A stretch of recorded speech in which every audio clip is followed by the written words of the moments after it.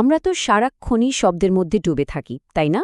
এই যে ধরুন ফ্যানের হালকা একটা আওয়াজ, বা ধরুন আমাদের সবার প্রিয় কোনো গান। কিন্তু কখনো কি ভেবে দেখেছি এই যে শব্দ, জিনিসটা আসলে কি, কোত্থেকে আসে, আর আমরাই বা শুনি কি করে? চলেন আজকের এই আলোচনাতে আমরা শব্দের পেছনের এই বিজ্ঞানটাকে একটু সহজ করে বোঝার চেষ্টা করি। তো এই হলো আমাদের আজকের আলোচনার রোডম্যাপ। প্রথমে আমরা একদম গোড়া থেকে শুরু করব, মানে কম্পন থেকে কিভাবে আমাদের কানে শব্দের অনুভূতি তৈরি হয় সেটা দেখব। তারপর আমরা এমন এক জগতে ডুব দেব যা আমাদের শোনার ক্ষমতারও বাইরে। সুর আর কোলাহলের মধ্যে আসল পার্থক্যটা কোথায় সেটাও জানব। আর একদম শেষে দেখব এই শব্দ কখন আমাদের জন্য সমস্যা হয়ে দাঁড়ায়, আর তা থেকে আমরা কিভাবে বাঁচতে পারি। চলুন তাহলে প্রথম অংশে যাওয়া যাক। শব্দ আখের কিভাবে তৈরি হয়। একটা গিটারের তারে টুং করে ওঠা আওয়াজ হোক, বা মেঘের প্রচণ্ড গর্জন, সবকিছুর শুরুটা কিন্তু একটাই জায়গা থেকে। চলুন সেই মূল উৎসটা দিয়েই শুরু করা যাক। তাহলে মূল কথাটা কি দাঁড়ালো?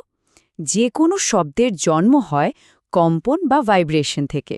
খুব সহজ করে বললে, কোনো কিছু কাঁপলেই শব্দের জন্ম হতে পারে। যেমন ধরুন, আমি যখন কথা বলছি, আমার গলার স্বরতন্ত্রীগুলো কাঁপছে। এই সামান্য কাঁপুনিটাই বাতাসের মধ্যে একটা ঢেউ তৈরি করে দেয়, আর সেই ঢেউটাই আমাদের কানে এসে পৌঁছায়। এখানে দেখুন পুরো প্রক্রিয়াটা কি দারুণভাবে দেখানো হয়েছে। গিটারের তারটা যখন কাঁপে তখন সেটা তার চারপাশের বাতাসের কণাগুলোকে ধাক্কা দেয়। কিছু কণা একসাথে জড়ো হয়, আবার কিছু দূরে সরে যায়।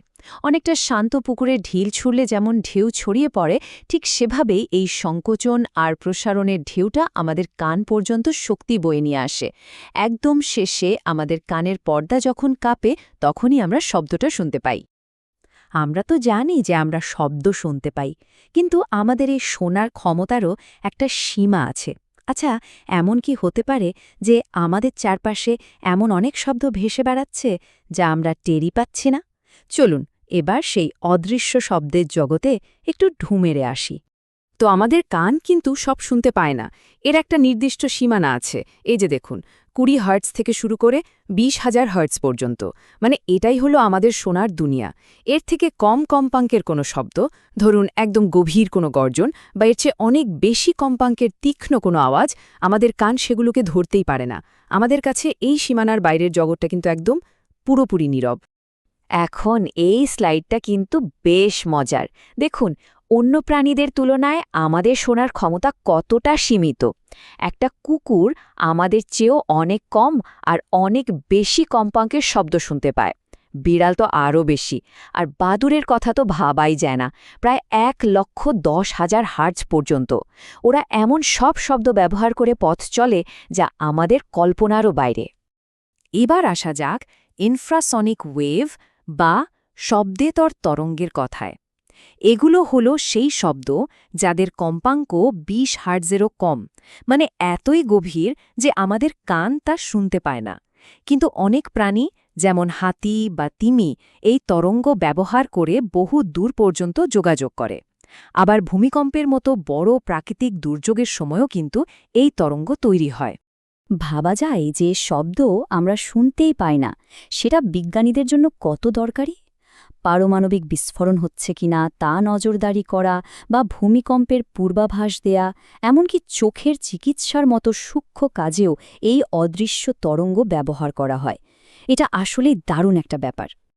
আর একদম অন্য প্রান্তে আছে আল্ট্রাসনিক ওয়েভ বা শব্দোত্তর তরঙ্গ। এর কম্পাঙ্ক এতটাই বেশি, মানে 20,000 হার্টজেরও উপরে, যে এটাও আমাদের শোনার ক্ষমতার বাইরে।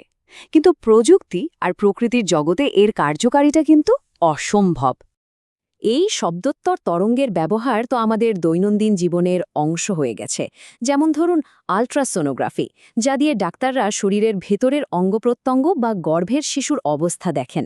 আবার এই একই প্রযুক্তি ব্যবহার করে সমুদ্রের গভীরতা মাপা হয়।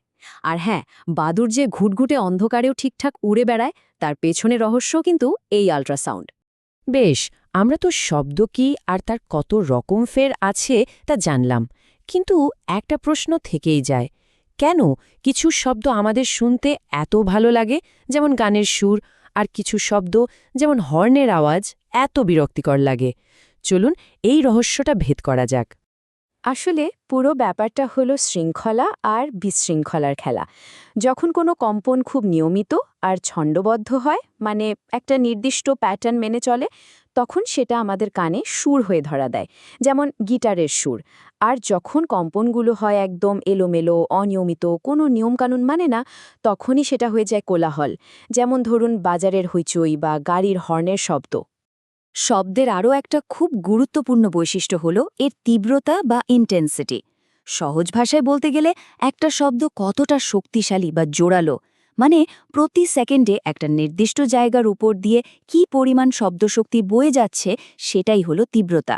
একটা ফিসফিস করে বলা কথার তীব্রতা অনেক কম, আর একটা জেট প্লেনের শব্দের তীব্রতা অনেক বেশি।